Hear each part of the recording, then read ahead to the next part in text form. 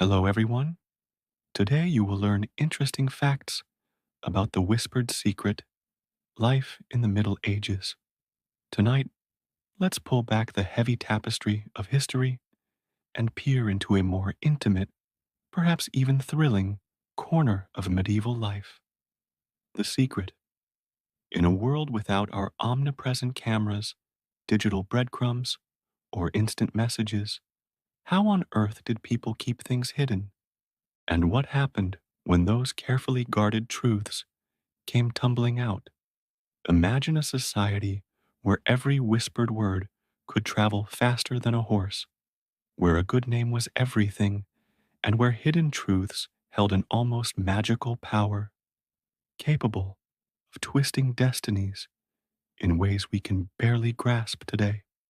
Our story isn't set in a grand, echoing castle or a bustling marketplace.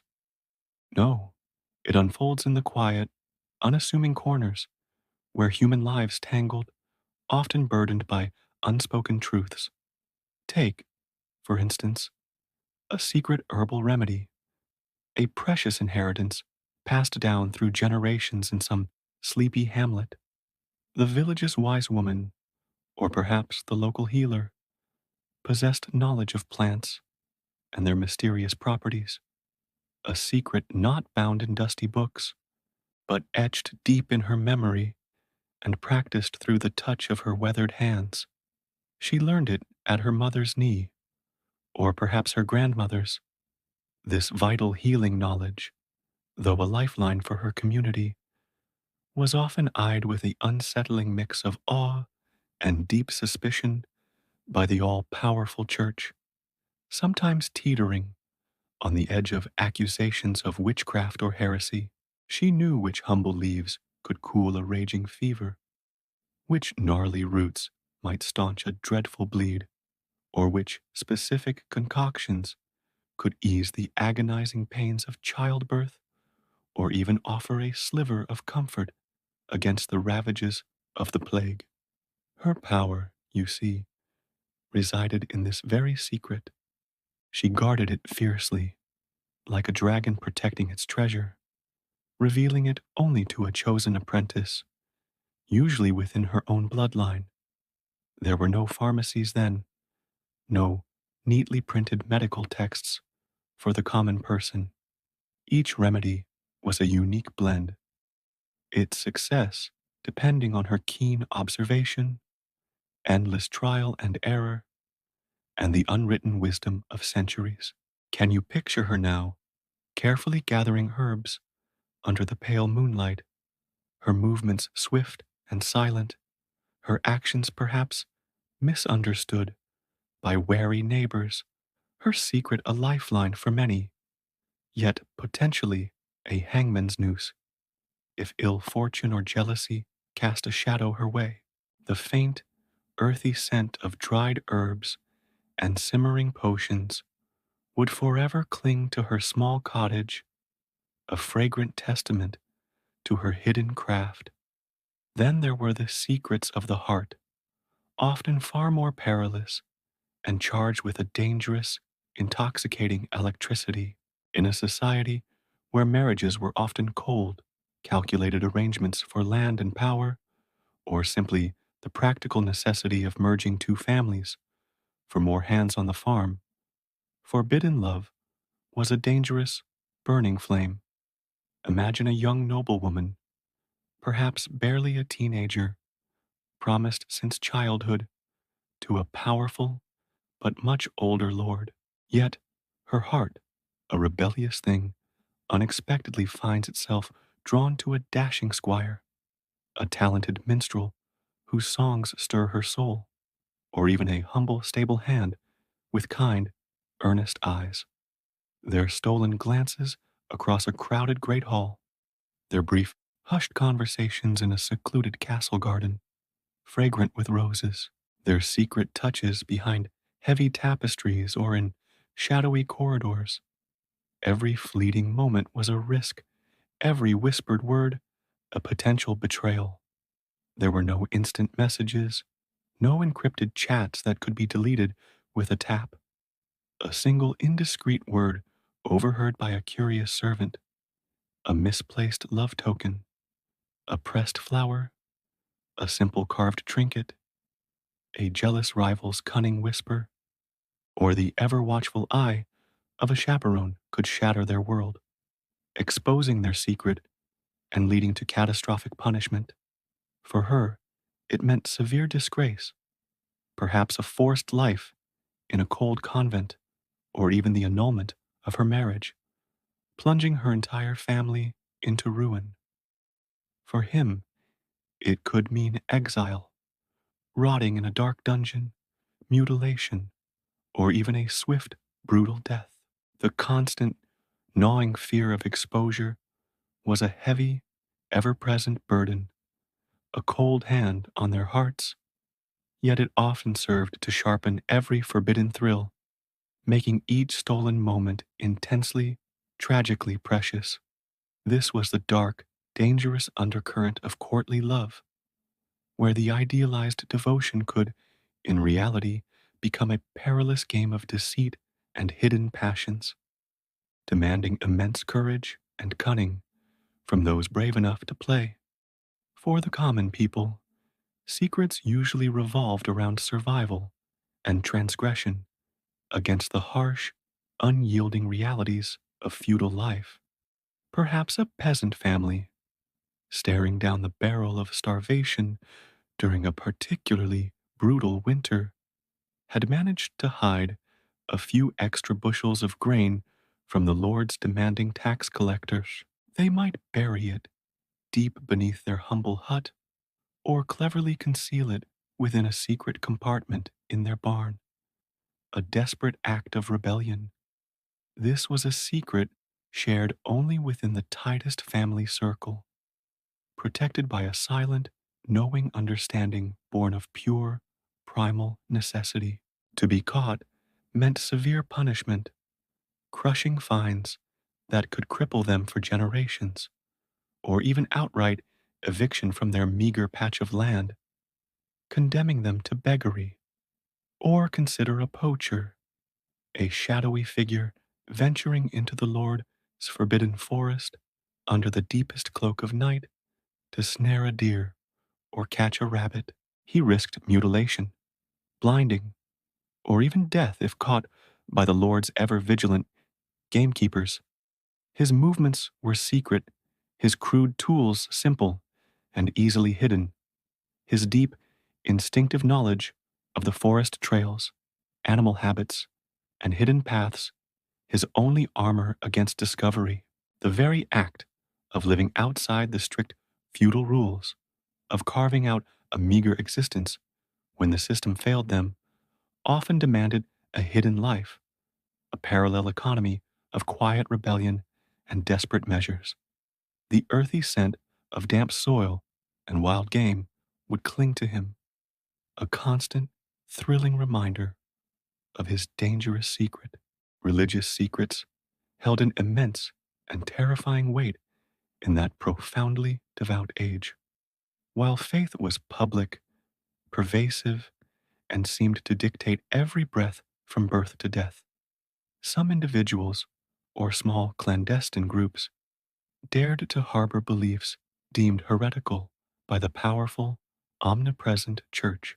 Secret meetings would be held in remote, forgotten locations, hidden caves, echoing with forbidden whispers, secluded clearings deep in ancient forests, or the musty cellars of sympathetic houses, where doctrines forbidden by Rome were quietly debated and shared. Coded language, hidden symbols scratched into wood or stone, and allegories understood only by the initiated were the fragile tools of those who dared to question dogma or seek a more personal, unmediated relationship with God. The consequences of discovery were truly terrifying. Public humiliation that stripped one of dignity, excommunication from the church, meaning, to many, exclusion from salvation itself, brutal torture at the hands of the Inquisition, and often a gruesome death at the stake. burned alive as a chilling warning to others. Confession, a core sacrament, was meant to unburden sins, but it also placed immense power in the hands of the clergy, who held the keys to knowledge and, potentially, secrets confessed in whispered, agonizing tones within the dark, enclosed confines of the confessional booth. Can you imagine the silent, agonizing struggle of a scholar secretly devouring forbidden philosophical texts by the flickering light of a stolen candle, or a mystic interpreting scripture in a way that defied official doctrine, their internal world, a hidden realm of dangerous, life threatening thoughts? Finally, the secrets of guilds and crafts were also meticulously guarded, precious as any gold. A master craftsman, perhaps a stonemason whose hands shaped cathedrals, a goldsmith crafting intricate jewels, a textile weaver producing cloths so fine they felt like air, or a glassblower coaxing delicate windows from molten sand, possessed specialized knowledge, unique techniques, precise formulas, and intricate designs that formed the very foundation of his trade and livelihood. These were not openly shared with the public or easily found in readily available books. Instead, they were passed down painstakingly and incrementally through rigorous apprenticeships, often stretching for 7 long years or more. An apprentice would spend his youth living with the master, learning the craft day by day, absorbing these precious secrets through careful observation, patient repetition, and constant practice, all while sworn to a solemn oath of secrecy. This guarded knowledge was their competitive edge, their intellectual property in a world without patents or copyright. Picture the intricate process of creating a vibrant, color-fast dye from seemingly mundane plants, a secret known only to a few, or the precise blend of mortar and stone cutting techniques that would allow a massive cathedral to stand for centuries against the elements. These were secrets held tight, defining the very fabric of medieval industry and art. They were the magic behind the mundane, the hidden genius that allowed the magnificent structures and beautiful objects of the age to come into being. So, how exactly were these secrets kept in a world without modern security? Primarily through trust, unwavering silence, and sheer cunning. There were no recordings, so spoken words could be easily denied or twisted, becoming frustrating he said she said arguments. Communication was often indirect. Subtle wink, a knowing nod, a coded phrase understood only by those in the know, or even a particular sequence of gestures during a seemingly innocent conversation. Everyday objects themselves could carry hidden meanings, a certain way of tying a knot in a rope, a specific flower arrangement conveying a secret message, a subtle mark on an ordinary letter, or a cleverly hidden fold in a parchment. Physical hiding places were absolutely crucial. Secret compartments, cleverly built into sturdy wooden chests, hollowed out books holding forbidden scrolls, false bottoms in barrels, winding underground tunnels leading to forgotten cellars, or concealed alcoves and priest holes, cleverly integrated into castle walls and manor houses.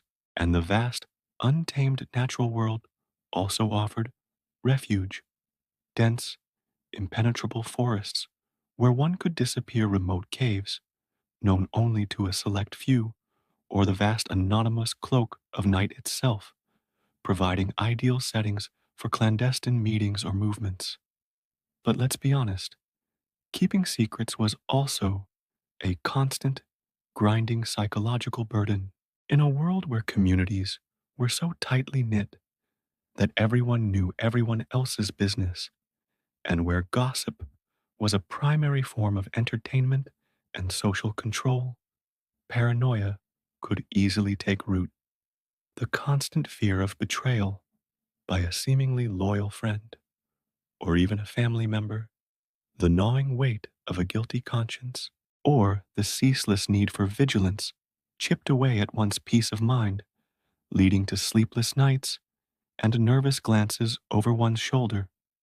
Without the ability to simply disappear or start a new life with a fresh identity in a distant land, unless one was incredibly wealthy or unbelievably fortunate, a revealed secret could mean lifelong ruin, affecting not just the individual, but their entire family, their reputation, and their standing in the community for generations. The stakes, you see, were incredibly high. So, as you drift off, perhaps you can ponder the human drama woven around these hidden truths in Middle Ages, the desperate hope nestled in a peasant's hidden grain, the trembling heart of a forbidden lover, the silent courage of a scholar defying dogma, or the quiet, fierce pride of a craftsman safeguarding his trade's precious techniques.